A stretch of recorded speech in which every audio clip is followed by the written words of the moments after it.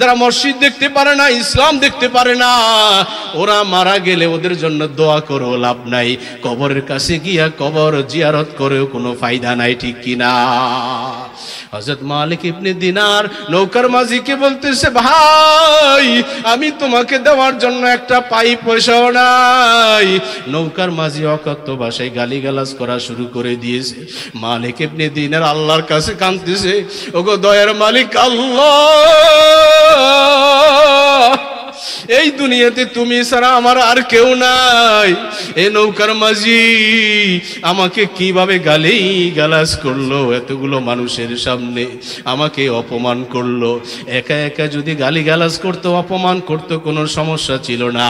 এতগুলো মানুষের সামনে গালিগালাজ করলো, অপমান করলো। এই অপমান শুধু আমার না, দুনিয়াতে যত আলেম ওলামা আছে, যত তোমার ওলি আছে, সবাইকে অপমান করা হয়েছে, সবার অন্তরে আঘাত দেওয়া হয়েছে, ঠিক কিনা? মালিক ইবনে দিনার বলতেছে, ওগো আল্লাহ, তুমি যদি আমার জীবনে কোনো একটা আমলকে কবুল করে থাকো, ওই আমলের বিনিময়ে আল্লাহ আজকে তুমি আমার ইজ্জতটাকে হেফাজত করো গো আল্লাহ। আল্লাহর কাছে কাঁদতেছে মালিক ইবনে দিনার।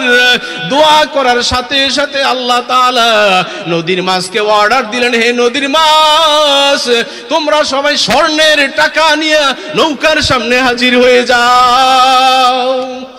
তাজকিরাতুল আউলিয়া নামক কিতাবের মধ্যে লিখছেন, মাসের মধ্যে প্রতিযোগিতা শুরু হয়ে গেছে, কার আগে কে স্বর্ণের টাকা নিয়ে নৌকার সামনে যাবে, আর আল্লাহ ওলির হাতের সাথে কার গায়ে হাতটা আগে লাগবে, প্রতিযোগিতা শুরু হয়ে গেছে।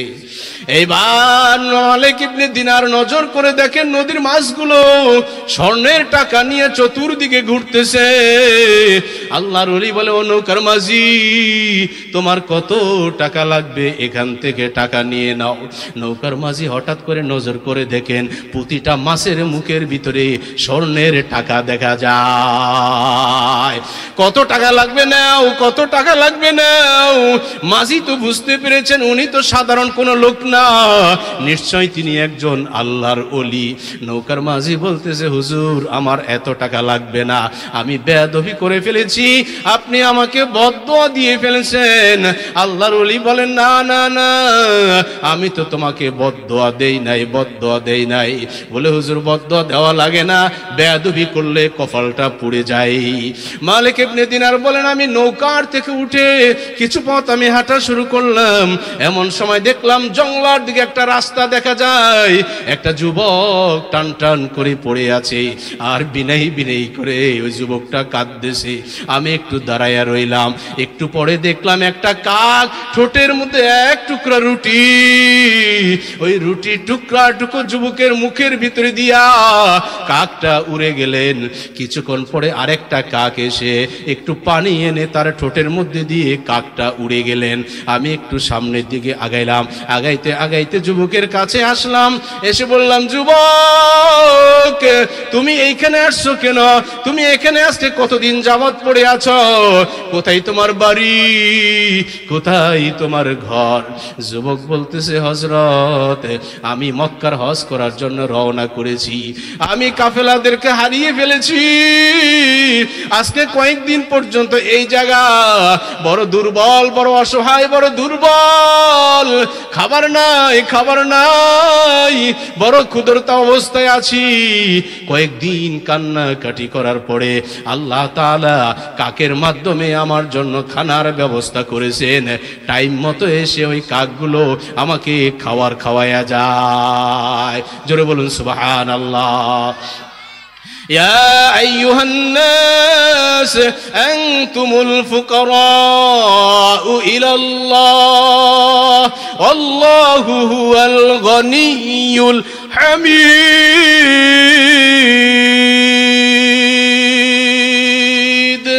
ঘর তাওয়াক্কুল মিকুনি হর সুবহ শাম মিরাসানাদ রিস্কে তু আজলা মাকাম জজব হকচে জে মখা আজ ইনসুজা ফজলে উ মস্তে তর জুমলা জাহা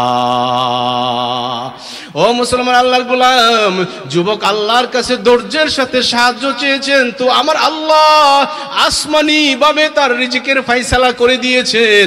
জোরে বলুন সুবহানাল্লাহ।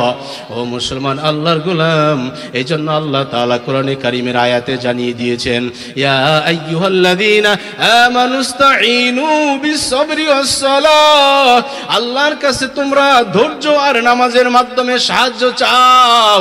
ও মুসলমান আল্লাহর গোলাম, আল্লাহ রাব্বুল আলামিন বলেন তোমরা ধৈর্য ধারণ করো, ধৈর্য ধারণকারীদের সাথে আমি আল্লাহ আছি, আর ধৈর্য ধারণকারীকে আমি আল্লাহ কিয়ামতের ময়দানে বিনা হিসাবে জান্নাত দিয়ে দিব।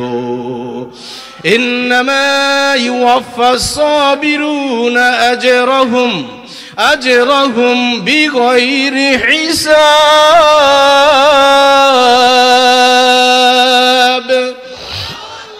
আল্লাহ রাব্বুল আলামিন বলেন, অন্য আয়াতে বলে, বান্দা তুমি ধৈর্য ধারণ করো, ধৈর্যের উপরে মজবুত হয়ে চলো, আমি আল্লাহ ধৈর্যের পরীক্ষা নিব, মুসিবত দিয়ে দিয়ে বিপদ দিয়ে দিয়ে আমি আল্লাহ তোমাদের ধৈর্যের পরীক্ষা নিব।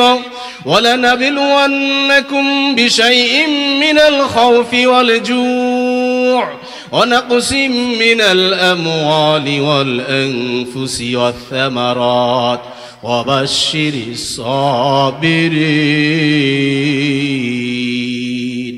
ধৈর্য আবার তিন প্রকার। ধৈর্য কয় প্রকার জোরে বলেন? গুনাহের বেলা ধৈর্য, তার মানে গুনাহ করা যাবে না। মুসিবতের বেলা ধৈর্য, ইবাদতের বেলা ধৈর্য। ও মুসলমান আল্লাহর গোলাম, ধৈর্যের পাহাড় নির্মাণ করেছেন পয়গম্বর আলাইহিস সালাম, ধৈর্যের পাহাড় নির্মাণ করেছেন সাহাবায়ে কেরাম, ধৈর্যের পাহাড় নির্মাণ করেছেন রহমাতুল লিল আলামিন, যার মাও নাই বাবাও নাই।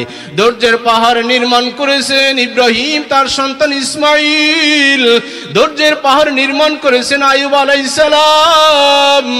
এত অসুস্থ, এত অসুস্থ, সারা শরীরে পোকা আর পোকা, দুর্গন্ধ আর দুর্গন্ধ। এলাকার লোকেরা এলাকা ছেড়ে অন্য এলাকায় চলে গেছে। আইয়ুব নবী একদিন তাকায়া দেখে তার জিহ্বার দিকে, জিহ্বার মধ্যে পোকা আর পোকা। আল্লাহর কাছে কাঁদতেছে আর বলতেছে, ওগো দয়ার মালিক আল্লাহ, এতদিন পর্যন্ত আমার জিহ্বাটা ভালো ছিল গো আল্লাহ, তোমার নামের জিকির করেছি আল্লাহ, আল্লাহ তৃপ্তি পেয়েছি, ক্ষুধা লাগে নাই, আর আমার জিহ্বার মধ্যে এখন পোকা, কেমনে আল্লাহ তোমার নামের জিকির করবো গো আল্লাহ।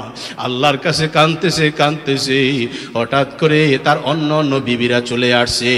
আইয়ুব আলাইহিস সালামের একাধিক বিবি ছিল। অন্য অন্য বিবিরা এসে বলে, ওগো স্বামী, আমরা আর দুর্গন্ধ সহ্য করতে পারি না, এলাকার লোকেরা এলাকা ছেড়ে অন্য এলাকা চলে গেছে, তাড়াতাড়ি করে আমাদেরকে তালাক দিয়া দেন, আমরাও চলে যাই। আইয়ুব নবী বলে, ঠিক আছে, যাও যাও যাও।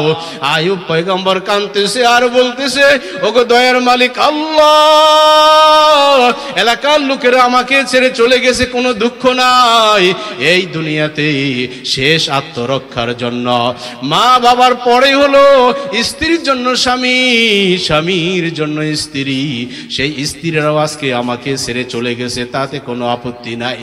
এলাকার লোকেরা আমাকে ছেড়ে চলে গেল, আমার বিবিরা আমাকে ছেড়ে চলে গেল, ওগো দয়ার মালিক আল্লাহ, তুমি আমাকে ছেড়ে যেও না গো আল্লাহ। আল্লাহর কাছে দোয়া করতেছে, হঠাৎ করে দেখতেছে আইয়ুব পয়গম্বরের একজন বিবি, নাম হলো রহমা। কি নাম জোরে বলেন? আরেকটু আস্তে বলেন, আরেকটু আস্তে। রহমা মানুষের মুখে সাধারণভাবে উচ্চারিত হয় রহিমা। এই রহিমা নামের বিবি আইয়ুব আলাইহিস সালামের পায়ের কাছে। আইয়ুব পয়গম্বর বলে, ও বিবি, অন্য অন্য বিবিরা চলে গেছে, তুমি কেন যাও না? এবার রহিমা নামের বিবি বলতেছে, ওগো স্বামী, আমার তো কোনো নেক আমল নাই, কিয়ামতের ময়দানে যদি আল্লাহ আমাকে জিজ্ঞেস করে কি আমল নিয়ে আমার কাছে আসছো, আল্লাহকে দেখানোর মতো কোনো আমল আমি আজ পর্যন্ত রেডি করতে পারি নাই। যে দিনটা হবে বড় মুসিবতের দিন, বড় কঠিন দিন, যেই দিন সূর্য মাথার আধা হাত উপরে থাকবে, সূর্য তবে জমিটা তামা হয়ে যাবে, মাথার মগজগুলো, গুনাহগারদের মাথার মগজগুলো ফেটে যাবে, মাথার মতো মগজগুলো টক টকবক করে ফুটতে থাকবে। এখন তো সূর্যের একটা মুখ জমিনের দিকে রে বাবা, ওই দিন সূর্যের 12টা মুখ জমিনের দিকে থাকবে। ওই দিন বড় আতঙ্কের দিন। আমার আল্লাহ সেই দিন হুঙ্কার ছাড়বেন, লিমানিল মুলকুল ইয়াউম লিল্লাহিল ওয়াহিদিল কাহার। আজকের দিনে ক্ষমতা কার, আজকের দিনের রাজত্ব কার? সেই দিন আমার আল্লাহ হুঙ্কার ছাড়বে। সেই দিন মানুষ কোনো কথা বলবে না, মানুষ কোনো কথা আল্লাহর সামনে বলার সাহস নাই। যেই দিন কেউ কাউকে পরিচয় দিবে না, মা বাবা সন্তানকে পরিচয় দিবে না, সন্তানও মা বাবাকে পরিচয় দিবে না। সন্তান মার কাছে যাবে একটা নেকের জন্য, গিয়া বলবো গো মা, একটা নেকের জন্য আটকে গেছি গো মা, একটা নেক দিলে আমি জান্নাতে যাইতে পারবো। মা বলবে কে আমাকে মা বলতেছো? আমার তো বিবাহই হয় নাই, আমার কোনো সন্তান নাই, যাও যাও যাও। সেই দিন মা সন্তানকে ভাগাইয়া দিবে। সন্তান ব্যর্থ হয়ে সেই দিন চলে আসবে। কেউ কাউকে সেই দিন পরিচয় দিবে না, কেউ কাউকে পরিচয় দিবে না, একে অপরের কাছ থেকে পালিয়ে বেড়াবে। ইয়াউমা ইয়াফিরুল মারউ মিন আখি ওয়া উম্মিহি ওয়া আবি ওয়া সাহিবাতিহি ওয়া বানি লিকুল্লি ইমরিইম মিনহুম ইয়াউমাইযিন শা'নুন ইউগনি। সেই দিন মানুষ তার আপন ভাইয়ের কাছ থেকে পালিয়ে বেড়াবে, স্বামী স্ত্রীর কাছ থেকে পালিয়ে বেড়াবে, স্ত্রী স্বামীর কাছ থেকে পালিয়ে বেড়াবে, মা বাপ সন্তানদের কাছ থেকে পালিয়ে বেড়াবে, সন্তান মা বাবার কাছ থেকে পালিয়ে বেড়াবে। সেই দিন কেউ কাউকে পরিচয় দিবে না। ওগো স্বামী, ওই দিন যদি আল্লাহ আমাকে জিজ্ঞেস করে কি নিয়ে আসছো, আমি বলবো আল্লাহ কোন আমল আমি আনতে পারি নাই, তবে আপনার খাস একজন পয়গম্বরের স্ত্রী হয়ে আমি আসছি। আল্লাহু আকবার। ও মুসলমান আল্লাহর গোলাম, ও পর্দার আড়ালের মা, আইয়ুব পয়গম্বরের স্ত্রী একজন নারী, তুমি একজন নারী গো মা। ও মা, তুমি বড় সম্মানী, তুমি তো বড় পীর আব্দুল কাদের জিলানী রহমাতুল্লাহ আলাইহির মা, তুমি তো শামসুল হক ফরিদপুরি রহমাতুল্লাহ আলাইহির মা, তুমি তো হাফিজি হুজুর রহমাতুল্লাহ আলাইহির মা, তুমি তো ফজলুল করিম রহমাতুল্লাহ আলাইহির মা, তুমি তো আলেমের মা, তুমি তো হাফেজে কোরআনের মা। ও মা, তোমার কি মনে চাই না আমি একটা সন্তানকে আলেম বানাবো, আমি একটা সন্তানকে হাফেজে কোরআন বানাবো, ইন্তেকালের পরে আমার সন্তান আমার জানাজা নামাজ পড়াবে, ইন্তেকালের পরে আমার সন্তান আমার কবরের পাশে গিয়ে সূরা ইয়াসিন তেলাওয়াত করবে। সূরা ইয়াসিন পড়ার সাথে সাথে আল্লাহ তাআলা কবরের আযাবকে মাফ করে দিবে। ওরে তেলাওয়াত করতে শুরু হবে, আল্লাহর কোরআনের আলো কবরে গিয়ে পুষতে দেরি হবে না। বলুন সুবহানাল্লাহ।